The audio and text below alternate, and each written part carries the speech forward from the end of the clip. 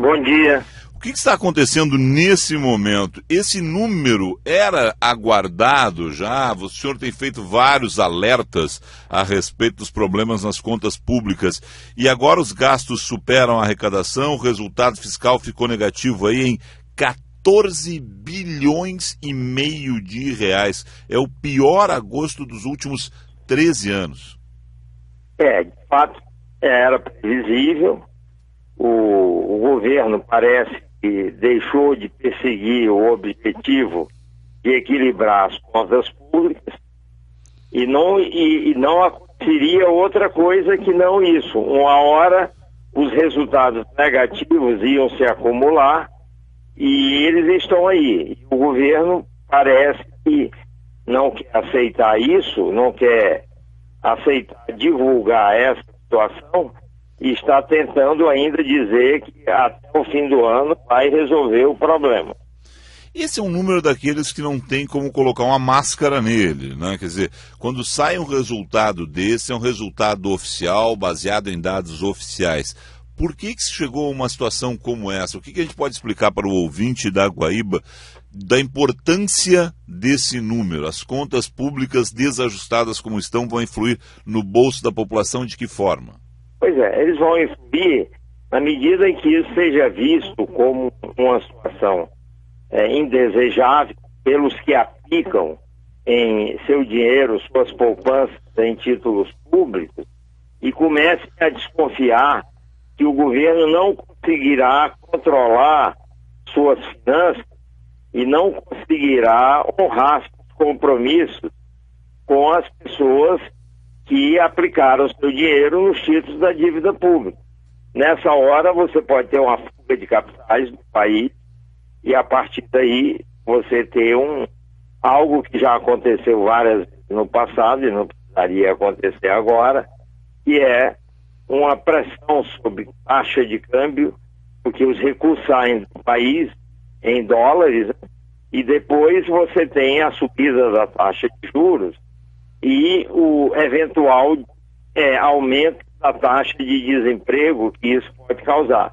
Para bater nas pessoas é isso. Ou então inflação, porque quando o câmbio sobe muito, e ele já está subindo um pouco por causa disso, ele acaba pressionando os preços e acaba virando também inflação. Professor, essa situação é a situação relativa a agosto. Os números de setembro não estão fechados ainda. Eles apontam uma melhora, a tendência em setembro era de piora. O que o senhor espera para outubro, quando nós divulgarmos os números relativos a setembro?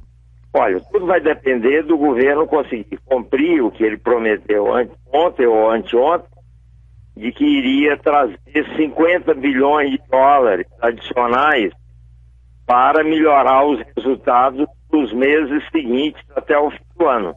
Ainda tem esse programa de parcelamento de dívidas, que ainda não terminou de incidir este ano, que é o Refis, e também o governo sempre consegue extrair dividendos das empresas em que ele detém uma maioria das ações, e, tipo Petrobras, é o banco, ainda que todos esses estejam também com dificuldades, vai extrair algum dinheiro de lá sob a forma de dividendos.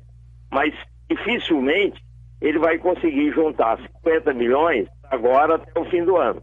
Alguma coisa pode acontecer no próximo resultado, mas em algum momento isso vai ficar claro entre agora e dezembro, e aí vai haver uma situação aí de descrédito da política oficial, logo em seguida ao resultado das eleições, que a gente não sabe direito em que contexto isso vai ser divulgado.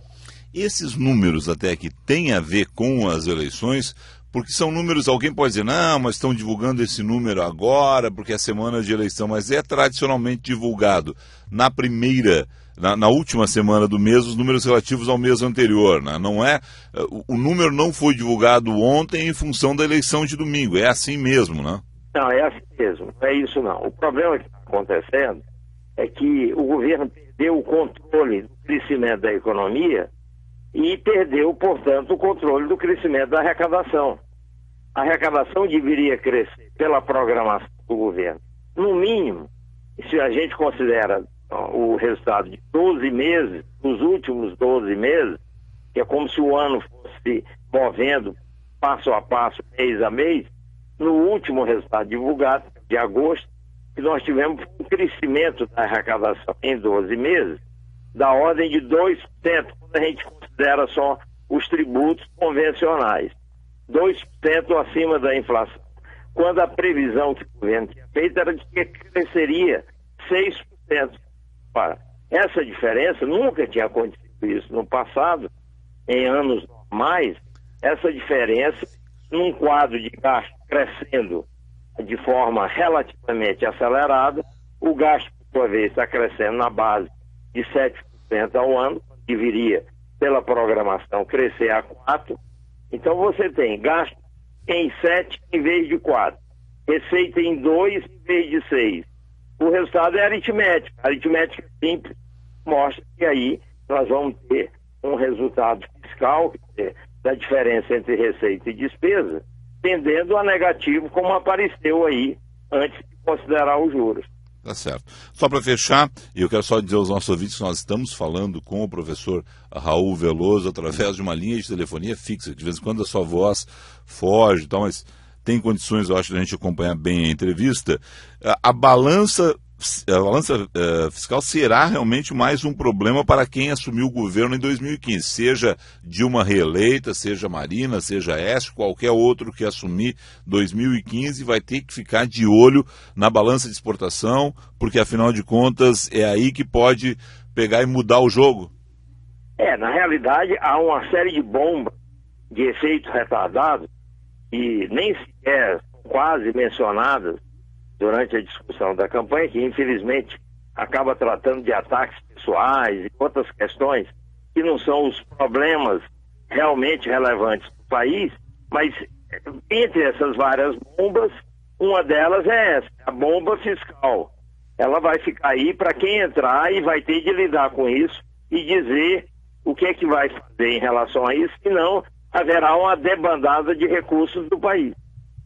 Professor Raul Veloso, obrigado ao senhor aí, um excelente dia de trabalho.